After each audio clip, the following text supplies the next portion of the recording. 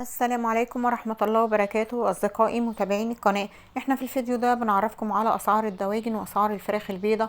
بس يا ريت فضلا وليس أمرا نعمل لايك للفيديو واشتراك في القناة عشان يوصل لكم أسعار الدواجن من داخل البورصة، واشتراككم في القناة شرفا كبير لنا.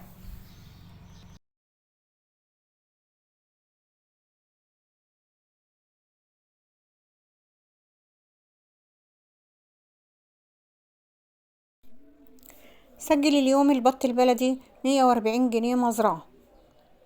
البط الفرنساوي سجل اليوم 100 جنيه مزرعة.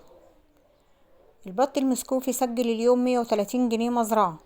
البط المولار سجل اليوم 120 جنيه مزرعة. أما الحمام البلدي سجل اليوم 100 جنيه مزرعة.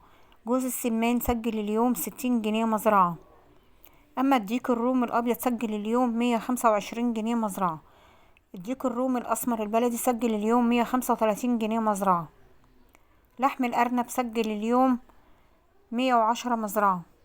أما الفراخ البلد الحر سجلت اليوم مزرعة 118 جنيه. أما الفراخ الرزي ثبات واستقرار على سعرها الآن وسجلت اليوم مزرعة 115 جنيه. أما أمهات الأحمر البياض ثبات واستقرار على سعرها الآن وسجلت اليوم مزرعة 77 جنيه. أما الفراخ الساسو النهاردة يا جماعة التنفيذ 88 وبتوصل في المحلات ب96 جنيه. أما أمهات الأبيض البياض أعلى سعر 75 جنيه وبتوصل في المحلات ب83 جنيه. أما الفراخ البيضة النهاردة يا جماعة التنفيذ 81 وبتوصل في المحلات ب90 جنيه.